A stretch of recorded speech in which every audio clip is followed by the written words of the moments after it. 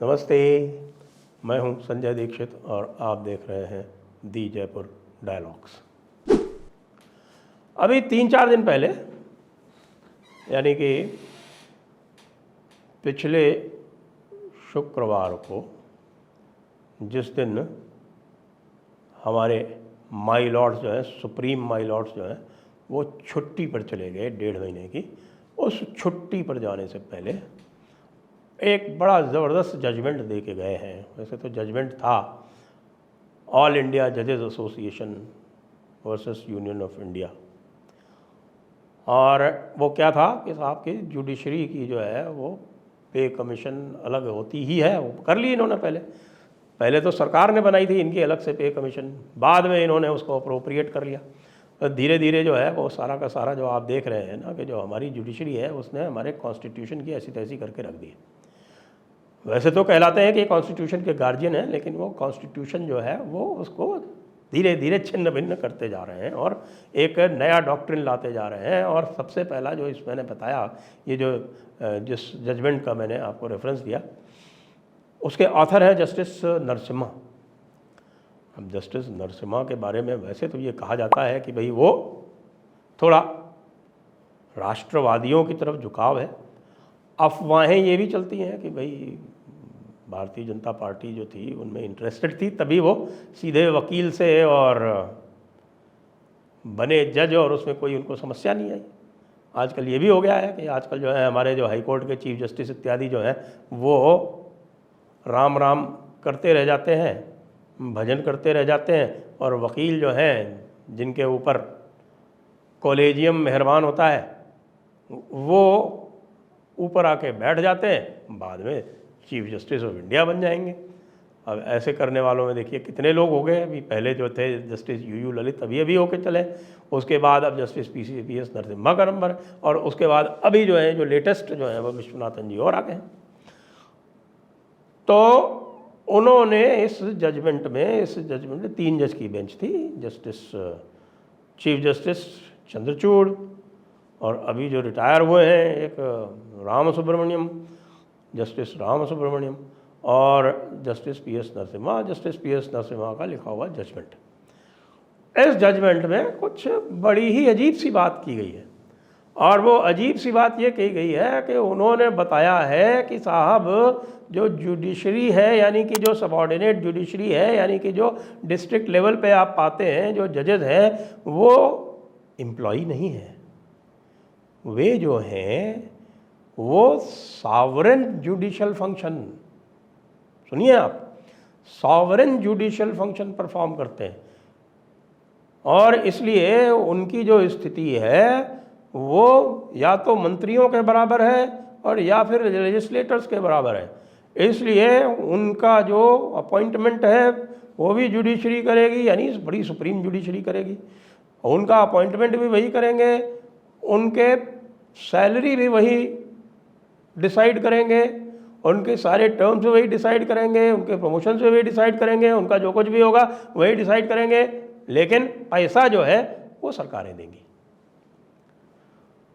अब बड़ी गंभीर समस्या उत्पन्न हो गई कि यदि जुडिशरी सॉवरेन हो गई तो सॉवरेन तो भाई स्टेट होती है, और स्टेट एक ही होती है। जो पॉलिटिकल साइंस का जो ट्रेडिशनल व्यू पॉइंट है उसमें यही माना जाता है कि स्टेट के 3 ऑर्गन्स होते हैं, और 3 ऑर्गन्स होते हैं, एक तो एक लेजिस्लेचर, दूसरी एग्जीक्यूटिव और तीसरी जुडिशरी।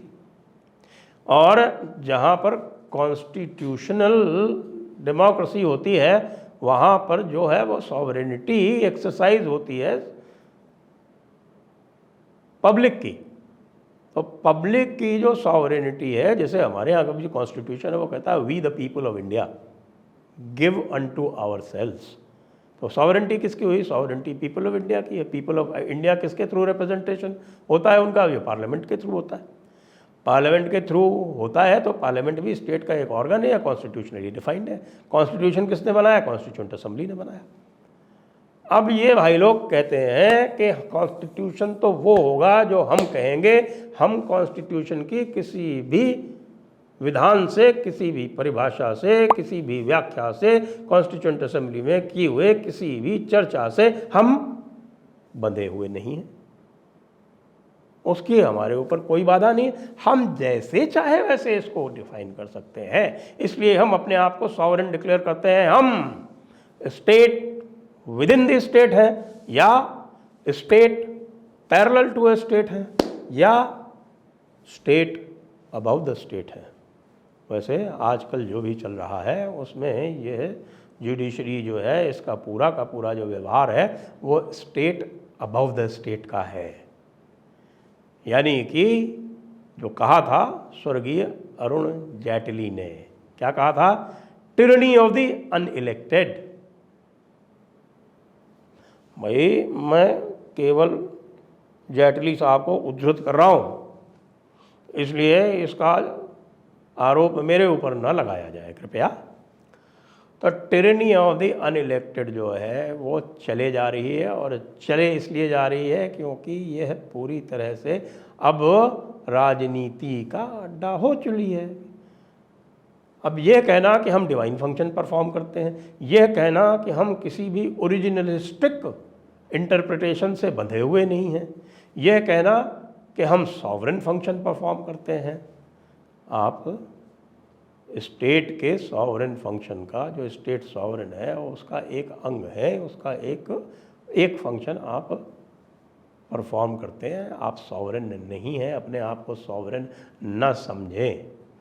अब यह सुनिश्चित करना कि जुडिशरी अपने आप को सॉवरेन न समझे, यह काम हमारे पॉलिटिकल क्लास का है। अब पॉलिटिकल क्लास में हमारे पास इस समय मूर्खों की भरमार है, विशेष करके विपक्ष में, क्योंकि जो विपक्ष है उसका एक बड़ा शॉर्ट टर्म सा एक टारगेट है, और वो शॉर्ट टर्म टारगेट ये है कि उसको किसी तरह येन केन प्रकारेण कोई भी छल छद्म षड्यंत्र करके उसको सत्ता पर काबिज होना है। उसको ये नहीं दिख रहा कि पॉलिटिकल क्लास जो है वो धीरे धीरे इररिलेवेंट होता जा रहा है इस जुडिशियल एनक्रोचमेंट के सामने। और इस जुडिशियल एनक्रोचमेंट का अंततः जो कुप्रभाव पड़ने वाला है, गलत प्रभाव पड़ने वाला है, वो इस पॉलिटिकल क्लास के ऊपर ही पड़ने वाला है। ये छोटी छोटी बातों में प्रसन्न हो जाते हैं कि अरे देखिए देखिए देखिए साहब, हमने मोदी को जो है वो नीचा दिखा दिया, हमने जो है वो पिटीशन डाल के और हमने इलेक्शन कमीशन में चीफ जस्टिस को डलवा दिया कि साहब इलेक्शन कमिश्नर जो है वो चीफ जस्टिस उसको उसमें वो रहेंगे। अरे मूर्खों, कभी तो तुम भी पावर में आओगे, या तुमने ये सोच लिया है कि तुम सदैव विपक्ष में ही बैठे रहोगे? ये एक, मैं कहूँ कि इतनी अधिक शॉर्ट साइटेडनेस है जिसका मैं किसी भी प्रकार से उसका मैं वर्णन नहीं कर सकता। NJAC जब आया था तो NJAC सरकार लेके आई थी।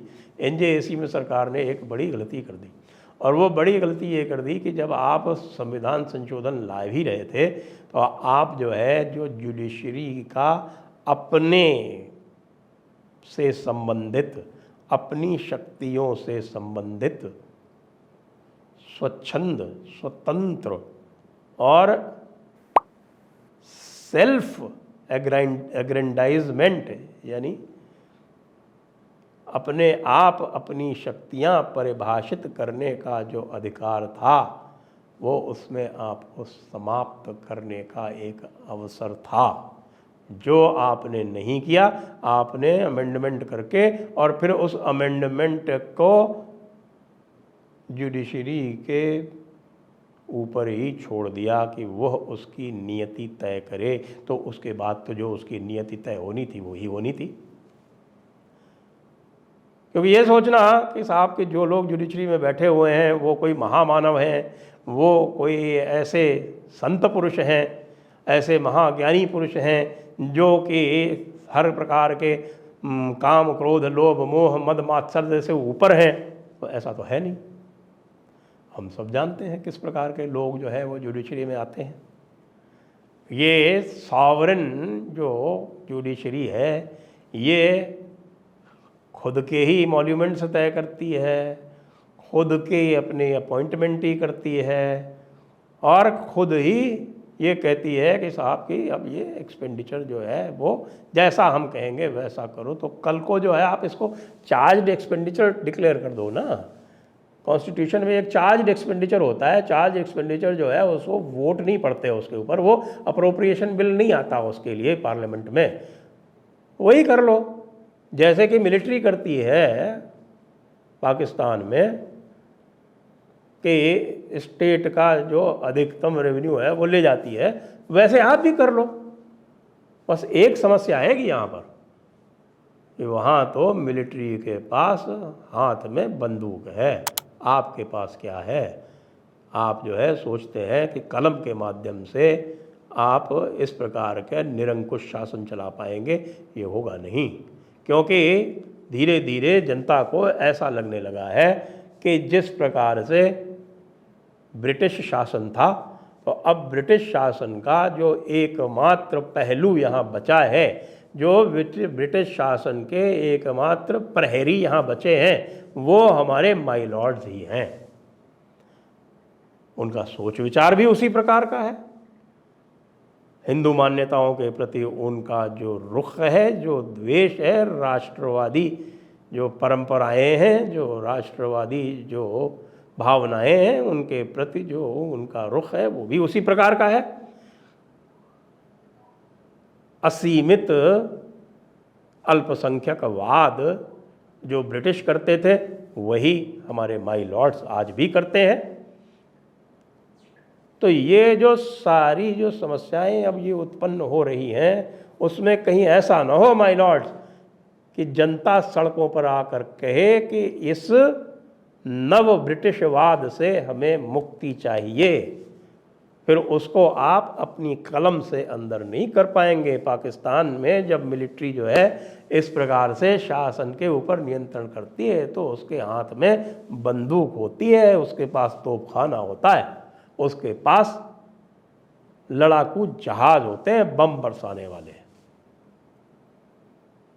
तो कृपया इस प्रकार की जो एक बिल्कुल ही, जिसको मैं ये कह सकता हूँ कि एक